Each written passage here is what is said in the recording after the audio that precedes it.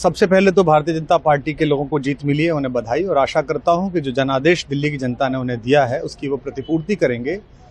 और वे सब आम आदमी पार्टी के लाखों करोड़ों कार्यकर्ता जो अन्ना आंदोलन से आए, जिनके बहुत ही निश्चल, निष्पाप और बड़े भारत की राजनीति को बदलने के सपने की हत्या एक निर्लज्ज, नीच, मित्रहंता, आत्ममुग्ध और चरित्रहीन व्यक्ति ने की, उसके प्रति तो क्या संवेदना। दिल्ली को उससे मुक्ति मिली। और मैं ये जानता हूं कि अब जो आम आदमी पार्टी में लोग बच गए थे सत्ता के लोभ में, लालच में, पदों के लिए, उस पैसे के चक्कर में, वे सब भी अब वापस जाएंगे, लौटेंगे, कुछ अपने व्यवसायों में लौटेंगे, कुछ पार्टियों में चले जाएंगे।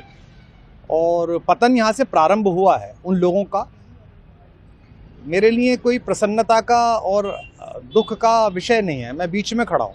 प्रसन्नता इस बात की है कि करोड़ों लोगों ने आशा लगाई थी, करोड़ों लोग अपनी नौकरियां छोड़ के आए थे, व्यवसाय छोड़ के आए थे, दुश्मनियां ली थी लोगों ने। उन सब की हत्या एक आत्ममुग्ध आदमी ने, एक चरित्रहीन आदमी ने अपनी निजी महत्वाकांक्षाओं की पूर्ति के लिए की। उसको दंड मिला, ईश्वरीय विधान से दंड मिला। प्रसन्नता इस बात की भी है कि न्याय हुआ।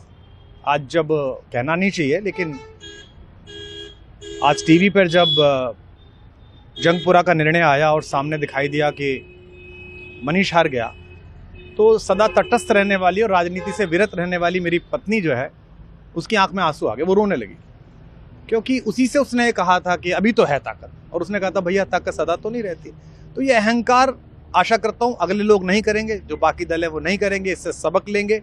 और दिल्ली के नागरिकों को मैं अच्छे शासन के लिए बधाई देता हूँ। अब भारतीय जनता पार्टी अपने नेतृत्व में सरकार बनाकर दिल्ली के जो दुख थे पिछले 10 वर्ष के, उन्हें दूर करे। और आम आदमी पार्टी के समस्त कार्यकर्ताओं को कहता हूं कि आपने जिस किसी भी लोभ लालच में, सब कुछ जानते हुए एक ऐसे व्यक्ति के समर्थन में काम किया जिसने अपने मित्रों की पीठ में झुरा घोंपा, गुरु को धोखा दिया, अपने साथ कंधे से कंधा मिला के लड़ने वाली महिलाओं को अपने घर ला के पिटवाया, अपनी निजी सुख और साधन के लिए जनता का पैसा खर्च किया, अब उससे आशा लगानी छोड़ें, अब बाहर निकलें, अपना अपना जीवन देखें। मुझे राघवेंद्र सरकार राम की कृपा मिली, जिनका ये घर है, जिनकी कृपा से मैं यहाँ खड़ा हूँ। मुझ पर कृष्ण कृपा हुई कि मैं इस निर्लज्ज सर्कस से बाहर आ सका। मैं उन सब से भी अच्छे भविष्य की कामना करता हूँ कि वो कोई गंदगी ना फैलाएं कहीं भी, वो लौट जाएं अपने शिविरों में। जिस तरह माधव को, कृष्ण को दूत देख कर भी भरी सभा में अट्टहास करने वाला दुर्योधन जो ये कहता था सुचिग्रम नैव दास्यामि बिना युद्धे न केशवः, बिना युद्ध के 5 गांव भी नहीं दूंगा, आज वो अपनी सीटों के लिए तरस रहा है। और मुझे पता है कि इस दुर्योधन का अंत भी टूटी हुई जंघा के साथ बड़ा ही दारुण होगा, और भारतीय राजनीति एक कलंकित अध्याय के रूप में इस बौने दुर्योधन को और इसके दरबार के तमाम शकुनियों को याद करेगी।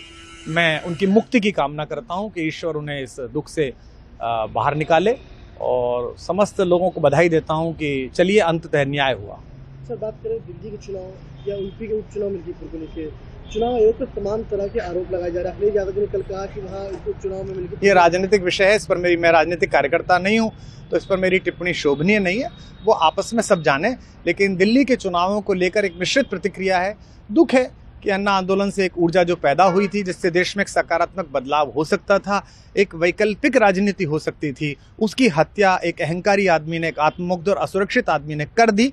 मैं आशा करता हूं कभी ना कभी भारत में ऐसा सूर्योदय किसी न किसी दल में अवश्य होगा, जो भारत को जहां पहुंचना है वहां पहुंचाने का मार्ग प्रशस्त करेगा। बहुत धन्यवाद।